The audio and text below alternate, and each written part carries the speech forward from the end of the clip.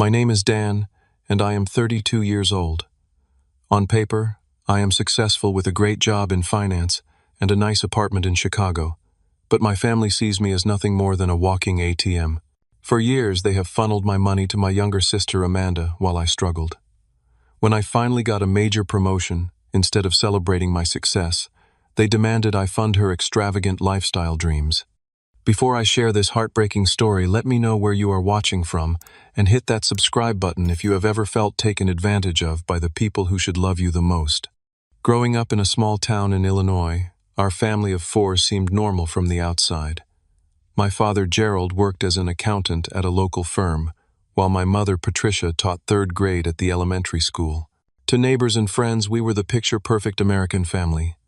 But inside our home, the dynamics told a different story. From my earliest memories, I noticed the stark difference in how my parents treated Amanda and me. Amanda was 4 years younger with our mother's blonde hair and bright blue eyes. I took after my father with dark hair and a more serious demeanor. Perhaps that was part of the reason for the favoritism, though I will never know for sure. In elementary school, I excelled academically. I brought home straight, as joined the math club, and even won the regional spelling bee in 5th grade.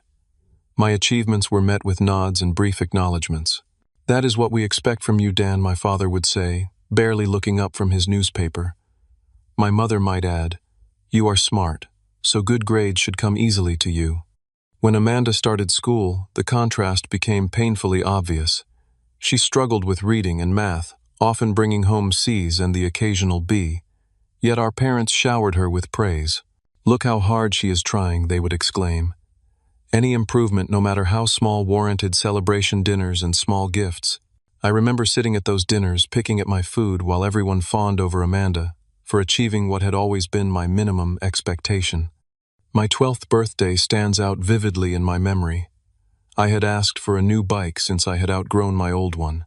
What I got was a modest party with just 2 friends, a chocolate cake from the grocery store, and a gift card to the local bookstore. My parents explained that money was tight that year, and I should be mature enough to understand. Just 2 months later, Amanda turned 8. Her birthday featured a professional magician, a bounce house in our backyard, and nearly 20 guests. Her presents included a new bicycle, complete with custom paint job, and her name emblazoned on the frame, an expensive dollhouse, and a shopping spree at the mall. When I quietly questioned the disparity, my mother pulled me aside and scolded me for being jealous. "Amanda is more sensitive than you. She needs these things to build her confidence. You should be proud to be the strong one." By 16, I was working at the local grocery store after school and on weekends. My parents had made it clear that if I wanted spending money, I needed to earn it myself. "It builds character," my father would say. Meanwhile, Amanda received a generous weekly allowance for minimal chores around the house. During my junior year of high school, I saved up for months to buy a used car. Nothing fancy, just a 10-year-old Honda Civic with over 100,000 miles on it. I was proud of what I had accomplished through hard work. The same year, Amanda turned 13 and mentioned she might like to take horseback riding lessons. Within a week, my parents had signed her up at an expensive equestrian center 30 miles away. Every Saturday for the next 3 years, one of them would drive her there while I worked my shift at the grocery store. I tried to rationalize their behavior. Maybe Amanda really did need more support. Maybe I was just naturally more independent. Maybe as the firstborn son, it was my responsibility to be self-sufficient so that my sister could thrive. My parents reinforced this narrative, often telling me how proud they were that I never gave them any trouble. "You have always been so easy," my mother would say. "Not like Amanda, who needs more guidance." There were moments when I allowed myself to feel resentment, but I quickly pushed those feelings down. My parents promised that my sacrifices and hard work would pay off in the future. "You are building a strong foundation," my father would tell me. "Your sister needs more help now, but your independence will serve you well later in life." I believed them. I believed that one day my parents would recognize my efforts and show me the same support they had always given Amanda. I believed that my sister would grow out of her neediness and become more self-sufficient. I believed that in the end, everything would balance out fairly. How wrong I was. When it came time for college, I had worked hard enough to earn a partial scholarship to the University of Illinois. It covered about half of my tuition, which was a significant achievement. I remember the day the letter arrived, how my hands shook as I opened it, and the surge of pride I felt seeing the official letterhead with my name and the word, "Congratulations." My parents glanced at the letter and offered a brief, "Good job."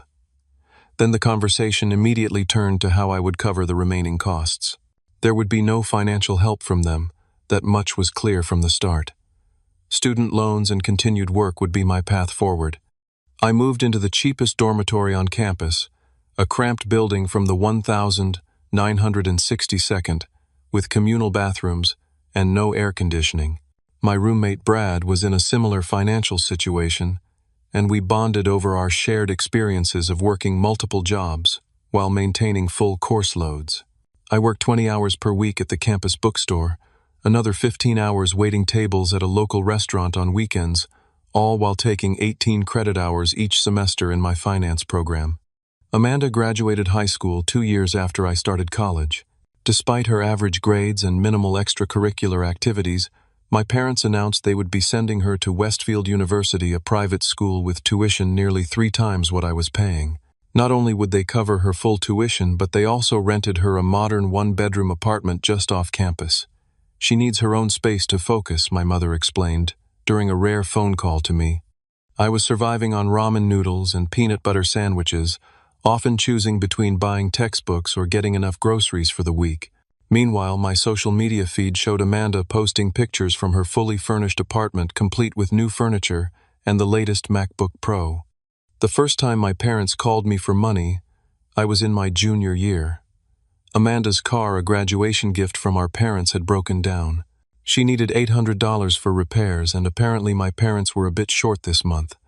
I had just received my tax refund of $900, which I had planned to use to finally replace my dying laptop.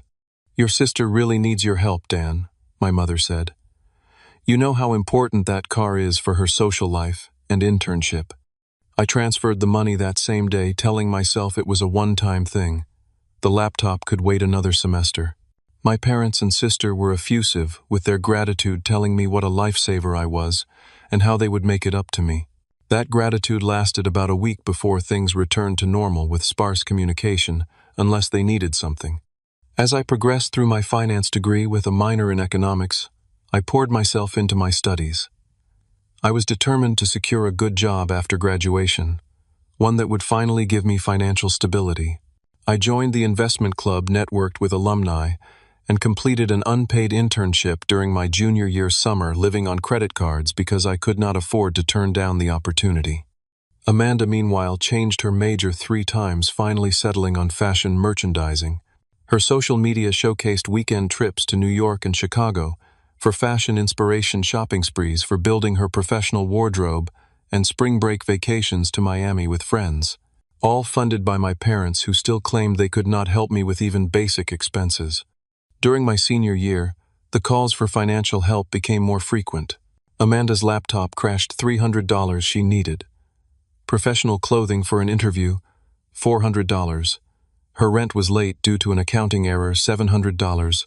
Each time the request came with the promise that it was just this once, that things would be different going forward. I was working so hard I barely had time to sleep, let alone question these patterns. When doubts did surface, I pushed them away. They were my family. Surely they would do the same for me if our positions were reversed. Besides, I was about to graduate with a degree in finance from a good university. Soon I would have a well-paying job, and these small amounts would not matter. What I did not realize then was that I was not just providing occasional help. I was being conditioned to become the family's financial safety net, their personal ATM that could be accessed whenever Amanda or my parents faced a money shortfall. And those shortfalls, I would learn, would become increasingly frequent and substantial as time went on. After graduation, I landed a position at Morgan Financial Advisors in downtown Chicago. It was not my dream job, but it offered a decent starting salary of $55,000, and more importantly, potential for growth. I moved into a tiny studio apartment in a less desirable neighborhood to keep my living expenses low. Between student loan payments of $700, monthly rent, utilities, and other basic expenses, I was just breaking even each month. The first few months were a whirlwind of learning new systems, meeting clients, and trying to prove myself in a highly competitive environment. My days started at 6 a.m. and often did not end until 8 or 9 at night. The pressure was intense, but I was determined to succeed. My direct supervisor, Richard, was demanding but fair. He noticed my work ethic and began giving me more responsibility, which I eagerly accepted. Meanwhile, Amanda had graduated with her fashion merchandising degree, but was struggling to find work in her field. According to my parents, she was too talented for entry-level positions but lacked the experience for higher roles. So she remained unemployed, living in the apartment my parents continued to pay for while she networked and built her portfolio. The calls from my parents became even more frequent now that I had a real job. Amanda needed new professional outfits for interviews. Amanda needed money to attend a fashion networking event in Los Angeles. Amanda needed to upgrade her portfolio website with a professional designer. You know how important first impressions are in the fashion industry, my mother would say. This is an investment in her future. I lived on instant noodles and canned soup for weeks at a time to send money home. I wore the same 2 suits to work, rotating shirts and ties to create the illusion of a varied wardrobe. I walked 3 miles to work regardless of Chicago's brutal weather because I could not afford both the subway fare and the money my family requested. One Friday evening, my coworkers invited me to join them for happy hour at a nearby bar. It was the first social invitation I had received, and I was eager to build relationships with my colleagues. But that morning, my father had called about Amanda's laptop dying right before an important interview. She needed a new one, immediately, to the tune of $1,200 for a MacBook that was essential for design work.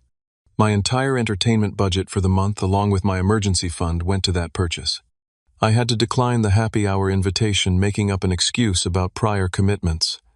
That became a pattern over the next few years. Declined invitations to concerts, weekend trips, even simple dinners with potential friends because whatever discretionary income I had was funneled back to support Amanda's ever-evolving career aspirations. My colleague Tyler once asked why I always brought lunch from home and never joined them at restaurants. Saving for something big, he asked. If only he knew that I was not saving at all. I was simply trying to survive while supporting what felt like a second household. The breaking point of this period came when my closest college friend, Mark, planned a group vacation to Colorado. We had been talking about this trip since sophomore year, a week of hiking and camping in the mountains. The total cost was about $800, including flight and shared accommodations. I had been setting aside $20 from each paycheck for months to make it happen. 2 weeks before the trip, Amanda called me directly, bypassing our parents for the first time. She was in tears, explaining that she had been offered an unpaid internship with a small fashion label. It was her big break, but she needed money for new professional clothing and transportation costs. The amount she needed, $800. I would not ask if it was not important, Dan, she sobbed. This could be my chance to finally start my career. Mom and Dad are tapped out from helping me with rent this month. I canceled my trip that night, forfeiting the $200 deposit, and sent the rest of my vacation fund to Amanda. Mark was understanding but disappointed. You always put your family first, man, he said. I respect that, but sometimes I wonder if they would do the same for you. His words stuck with me, planting a seed of doubt that would eventually grow into the realization that this dynamic was not normal or healthy. Around this time, I started dating Emily, a kindergarten teacher I met through a mutual friend. She was kind, creative, and brought a lightness to my life that I desperately needed. As our relationship progressed, she began to notice the financial strain I was under and the frequent calls from my family. It seems like they only contact you when they need something, she observed carefully after I ended another call with my mother about Amanda's car insurance payment being due. I defended my family, instinctively explaining about Amanda's career struggles and my parents' financial limitations. But Emily's concerned expression told me she was not convinced. Relationships should go both ways, Dan, she said gently. When was the last time they called just to ask how you were doing? I could not remember. Our relationship lasted another 6 months before the constant financial stress and my inability to participate in even moderately expensive activities created an insurmountable rift. When Emily suggested we move in together to save on rent, I panicked at the thought of having to explain why so much of my income disappeared each month to support my sister. The breakup was amicable but painful. Emily deserved someone who could be a full partner, not someone whose financial and emotional resources were constantly drained by family obligations. Alone in my tiny apartment, surrounded by the cheapest furniture I could find, and eating yet another meal of ramen, I began to wonder if this would be my life forever, working endlessly to support myself on the barest minimum while funneling everything extra to my sister and parents. The thought was suffocating, but I saw no way out. 5 years into my career at Morgan Financial Advisors, an unexpected opportunity arose. Our firm had landed a major new client, a tech startup that had just received significant venture capital funding. They needed comprehensive financial planning and investment strategy, and for some reason my supervisor Richard recommended me to lead the account.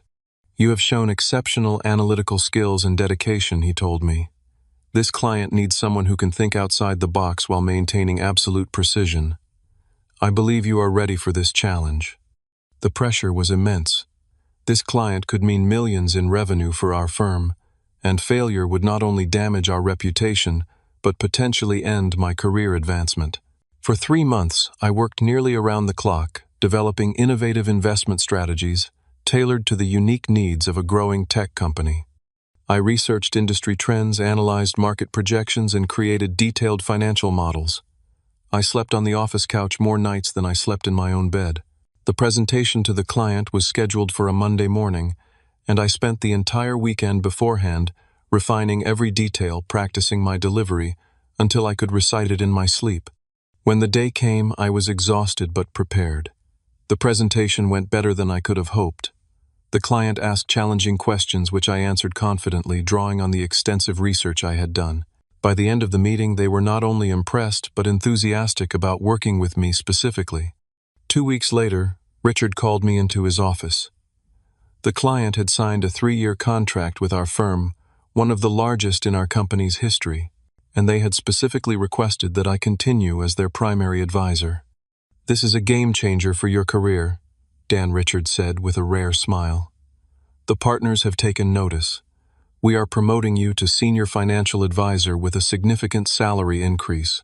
You will also receive a percentage of the revenue from this account as a bonus.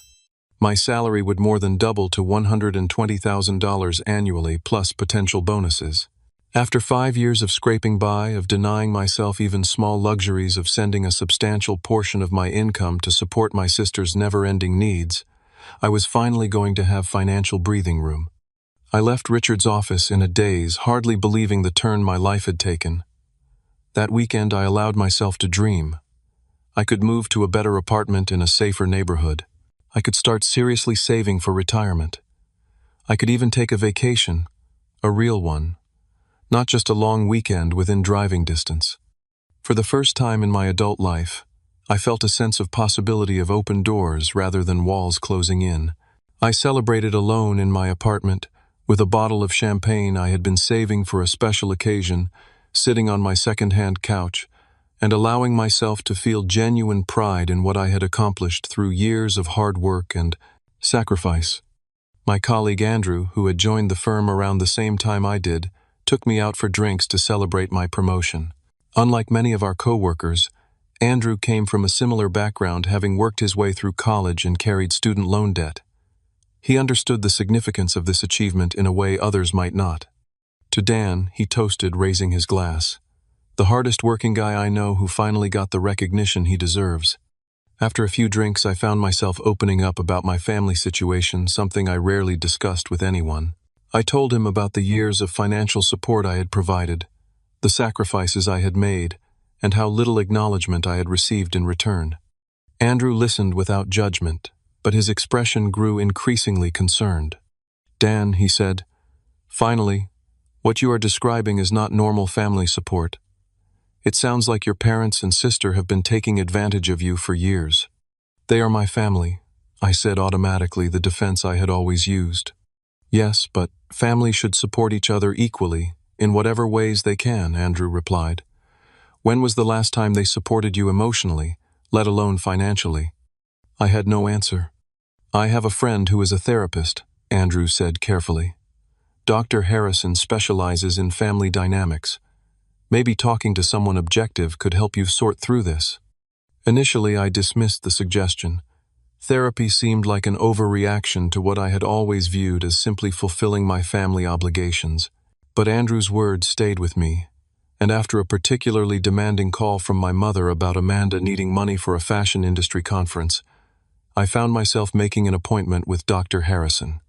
The therapist's office was warm and inviting with comfortable chairs and soft lighting. Dr. Harrison himself was a middle-aged man with kind eyes and a thoughtful demeanor. He listened attentively as I recounted my family history, occasionally asking clarifying questions, but mostly allowing me to tell my story at my own pace. When I finished, he was quiet for a moment before speaking. Dan, what you are describing is a pattern of emotional and financial exploitation, he said gently. Your family has conditioned you to be their safety net without reciprocating with the support that families typically provide each other. But is not it normal to help family members when they need it, I asked. Absolutely, Dr. Harrison nodded. But healthy family relationships involve mutual support boundaries and recognition of each person's needs and contributions. From what you have described, your needs have consistently been minimized, while your sisters have been prioritized. Over the next few sessions, Dr. Harrison helped me recognize the unhealthy patterns in my family dynamics. He introduced concepts like emotional manipulation, financial abuse, and the importance of setting boundaries. Most importantly, he helped me understand that I was not responsible for my sister's financial well-being, especially at the expense of my own. Your promotion is an opportunity not just for financial growth, but for emotional growth as well, he said. It is a chance to establish new patterns in how you relate to your family. With Dr. Harrison's guidance and Andrew's friendship, I began to see my situation more clearly. I purchased a small but modern one-bedroom condo in a nice neighborhood, my first real investment in my own future. I started building an emergency fund that was for my emergencies, not my sister's. I even began dating again, more confident now in my ability to be a full partner in a relationship. For the first time, I was putting myself first, and it felt both terrifying and liberating. News of my promotion spread quickly on social media after our company newsletter mentioned it, and several colleagues congratulated me online. I had not planned to tell my family right away, wanting to enjoy my success privately, before inevitably fielding requests for money. But that choice was taken from me when my phone rang just days after the announcement was posted. Dan, why did not you tell us about your big promotion? My mother exclaimed, without even saying hello first. We had to hear about it from Aunt Susan, who saw it on Facebook. I was planning to tell you, I said, the familiar guilt already creeping in. Things have been really busy with the new position. Well, we are so proud of you, she continued. Your father and I always knew you would do well in finance. You have always been so good with numbers. For a brief hopeful moment, I thought this call might actually be just about celebrating my achievement. Then came the pivot I should have expected. Actually, the timing of this is perfect. My mother's voice took on the tone I had come to recognize as the prelude to a financial request. Amanda has the most exciting opportunity, and we were just trying to figure out how to make it happen for her. My stomach tightened. What kind of opportunity? She wants to open her own boutique. She has found the perfect little storefront in downtown Springfield. It would showcase local designers as well as some of her own creations. Is not that wonderful? Amanda was now 28 years old and had cycled through 6 different jobs in the fashion industry, none lasting more than 8 months. Her most recent position had been as a sales associate at a high-end department store, which she quit after 3 months because it was stifling her creativity. That sounds like a big undertaking, I said cautiously. Starting a business requires a lot of capital and business knowledge. That is why we are so excited about your promotion, my mother continued, as if I had not spoken. The timing could not be better. Amanda has already created a business plan. She just needs startup capital. How much capital? I asked, already dreading the answer. The storefront needs some renovation. And then there is inventory fixtures marketing.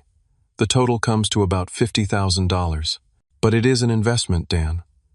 Once the boutique takes off, She will pay you back with interest. $50,000. Nearly half of my annual salary and more than all my savings combined. The amount was staggering, especially considering Amanda's track record with employment. I do not know, Mom. That is a lot of money, and I have just bought a condo. I have my own expenses to consider. My mother's tone immediately cooled. I thought you would be more supportive of your sister. This is her dream, Dan. After all we have done for you, is it too much to ask that you help Amanda this one time?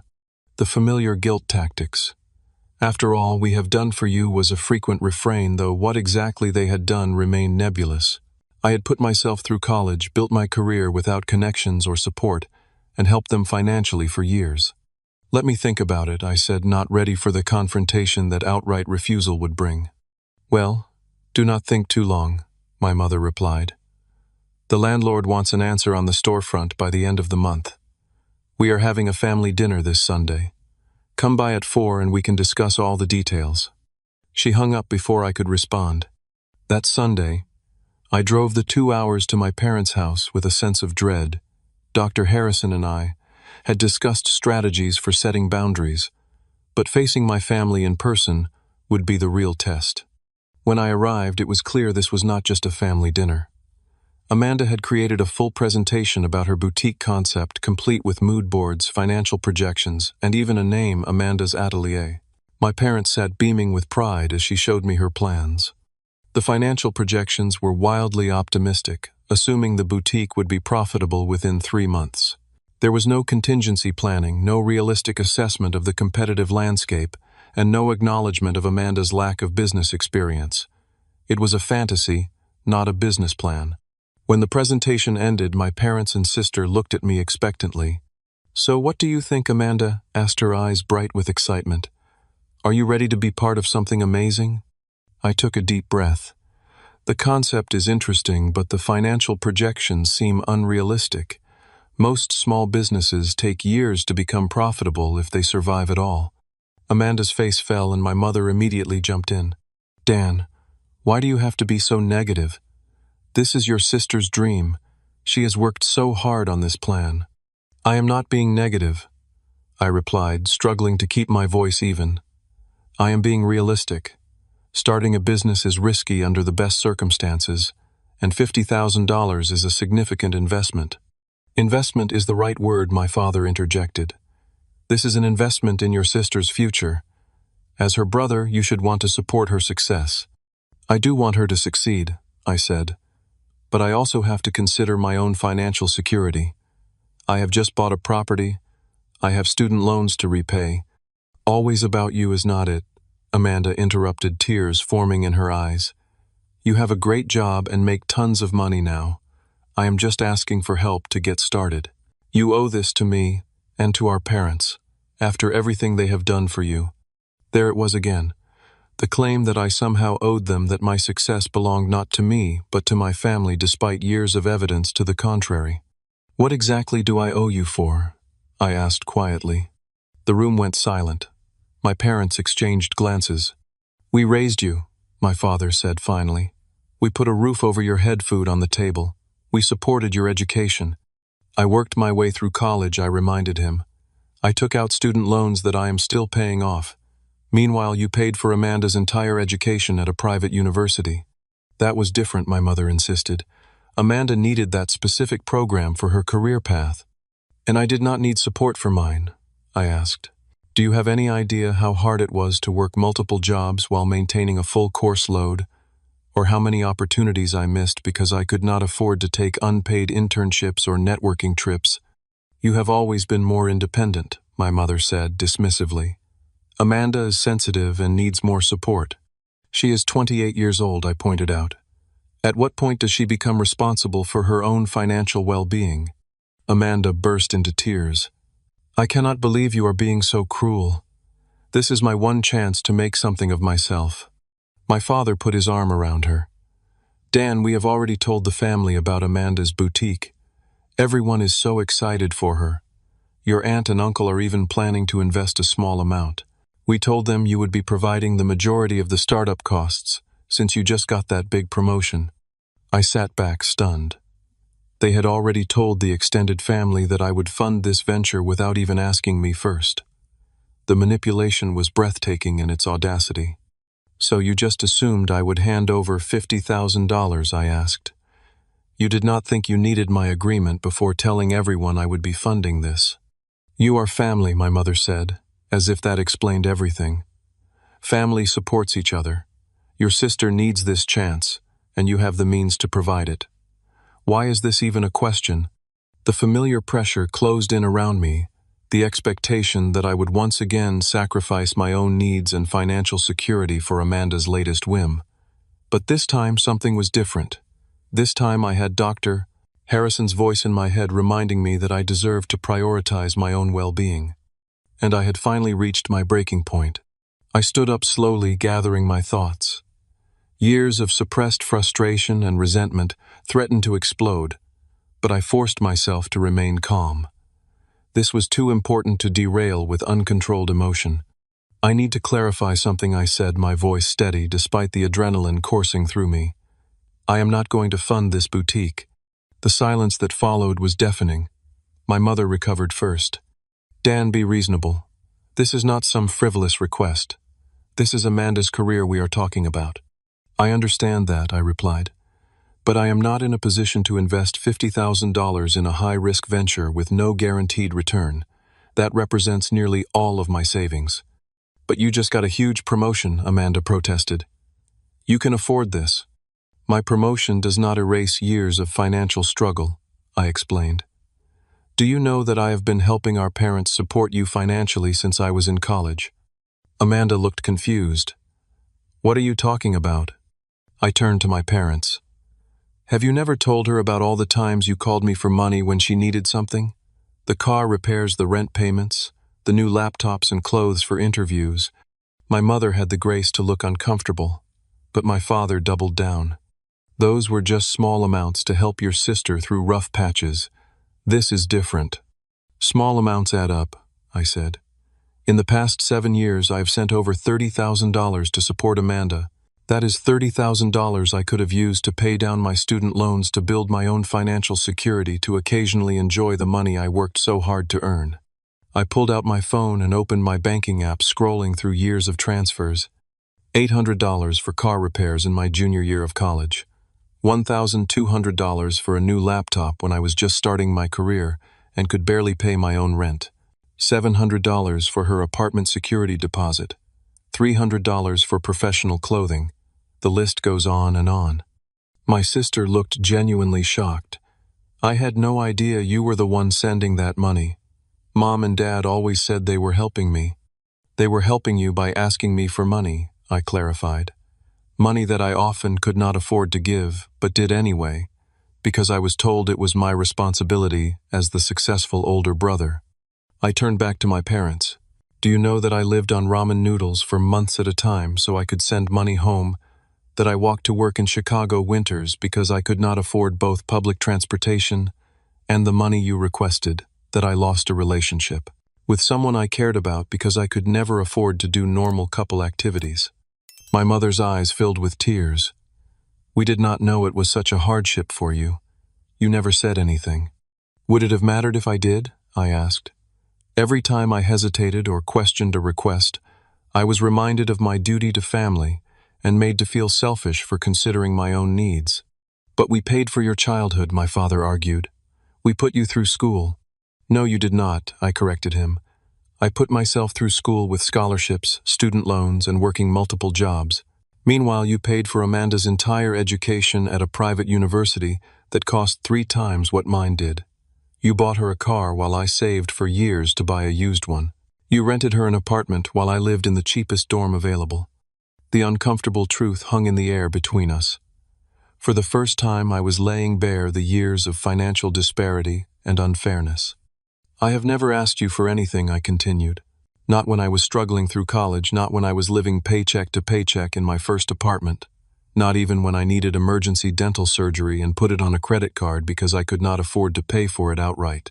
I have been entirely self-sufficient while simultaneously serving as a financial safety net for this family." Amanda wiped her tears away, her expression changing from hurt to anger. "So what are you saying? that you will not help me at all, that you do not care about my dreams. I care about your dreams, I assured her. But I am not responsible for funding them, especially not at the expense of my own financial security and future. My father's face hardened. If this is how you feel, perhaps we need to reevaluate our family relationship. We raised you to care about family above all else. Clearly we failed in that regard. The threat was clear: either fund Amanda's boutique or risk being cut off from the family. A year ago, that threat would have been devastating enough to make me reconsider regardless of the financial hardship. But now, after months of therapy with Dr. Harrison and friendship with Andrew, who showed me what healthy support actually looked like, I saw it for what it was: manipulation. I do care about family, I said quietly. But caring about family should not mean sacrificing my own well-being entirely. It should not be a one-way street where I give and give while receiving nothing in return. Nothing in return, my mother echoed incredulously. We have given you our love and support your entire life. Have you? I asked, the question hanging in the air. When was the last time you called me just to ask how I was doing, not to request money? When have you ever acknowledged my achievements without immediately following up with a request? When have you ever prioritized my needs the way you have? Always prioritized Amanda's. The silence that followed was answer enough. I love you all, I said, gathering my jacket, and I want to have a relationship with you. But it needs to be a healthy relationship based on mutual respect and support, not one where I am valued only for my financial contributions. If you walk out that door without agreeing to help your sister, my father said, his voice hard, do not bother coming back. The ultimatum hung in the air between us. I looked at my father, then at my tearful mother, and finally at Amanda, whose expression had shifted from anger to something more complex. I am sorry you feel that way, I said, my voice steady despite the pain in my chest.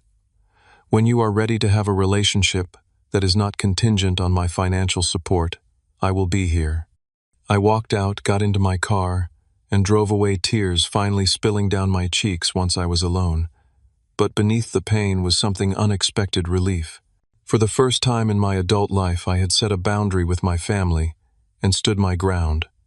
Whatever happened next, I knew I had finally chosen my own well-being. That night I called Dr. Harrison and recounted the confrontation. He listened patiently, offering support and perspective. What you did today took incredible courage, he said.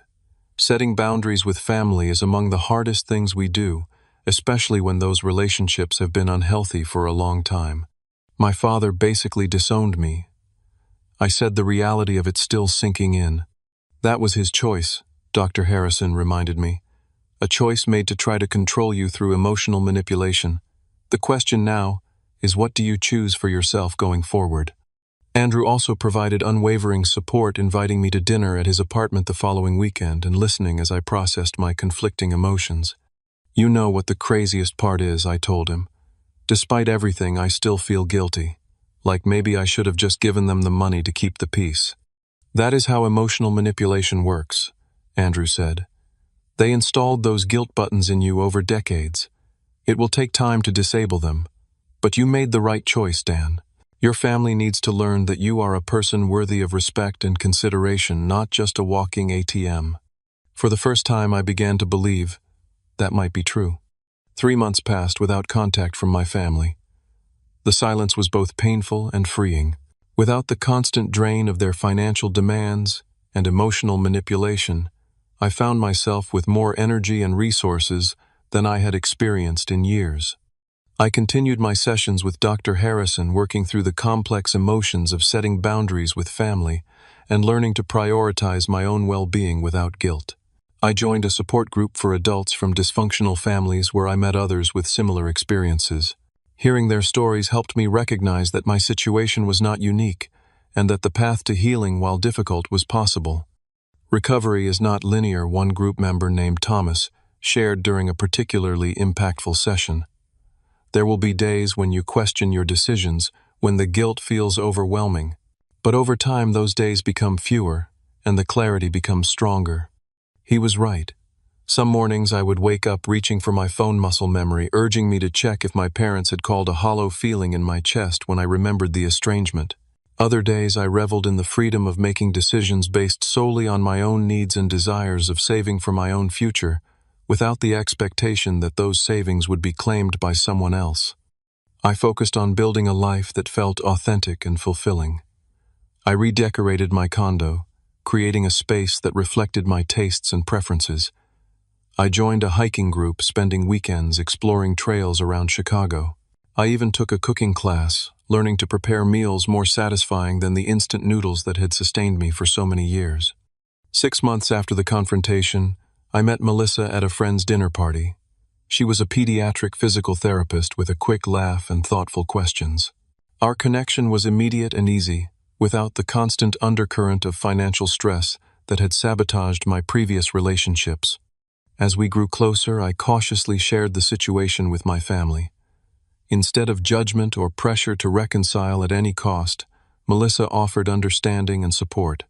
Family relationships should add to your life, not diminish it, she said one evening as we walked along Lake Michigan. My parents taught me that love means wanting the best for someone, not what you can get from them. Her family welcomed me warmly during holidays and celebrations, showing me what healthy family dynamics could look like. Her father, a retired teacher, took genuine interest in my career without any underlying agenda. Her mother called just to chat, remembering details about my life, and following up on stories I had shared previously. It was a revelation, this family that supported each other unconditionally, that celebrated achievements without immediately making demands. 6 months into our estrangement, I received an unexpected text from Amanda. "Can we talk? Just the two of us." We met at a coffee shop halfway between Chicago and our hometown. The Amanda who greeted me seemed different from the entitled sister I had known. She looked tired, with dark circles under her eyes, and a newfound seriousness in her expression. "I got a job," she said after we had settled with our coffees, "as an assistant manager at a boutique in Springfield. Not my dream job, but it is steady, and I am learning a lot about the business side of fashion." "That is great," I said, genuinely pleased for her.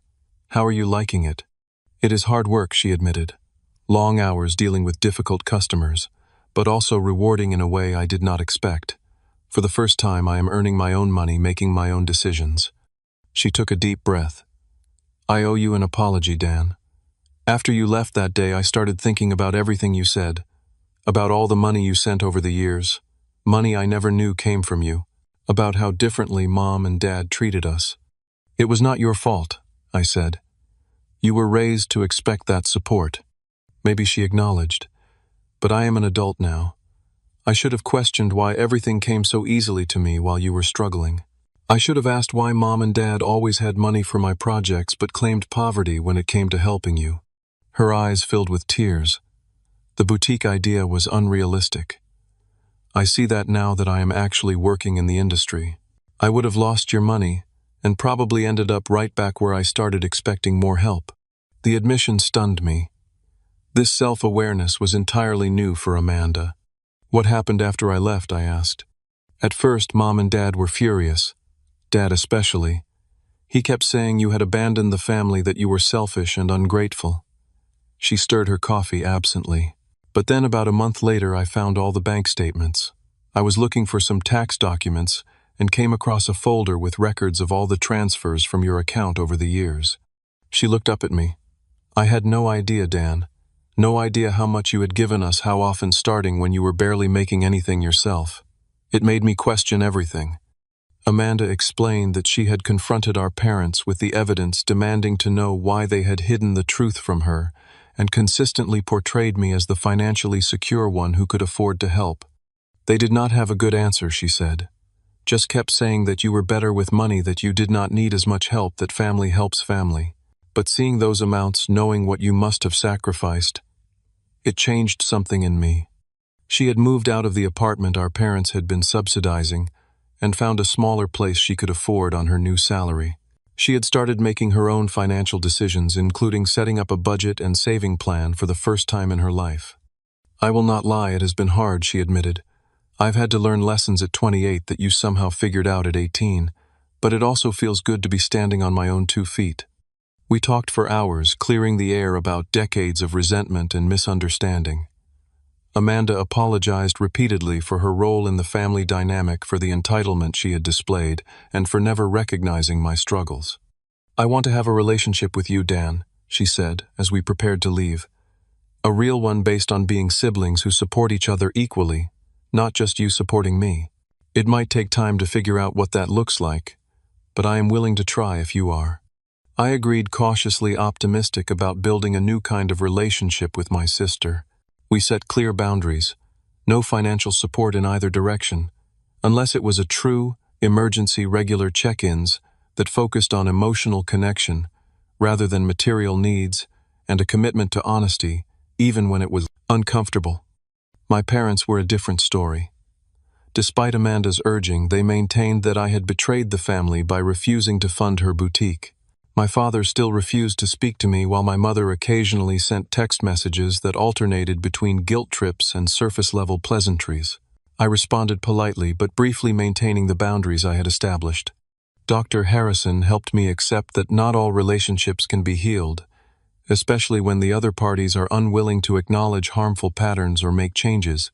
Sometimes the healthiest thing we can do is accept that a relationship will remain distant or limited, he said.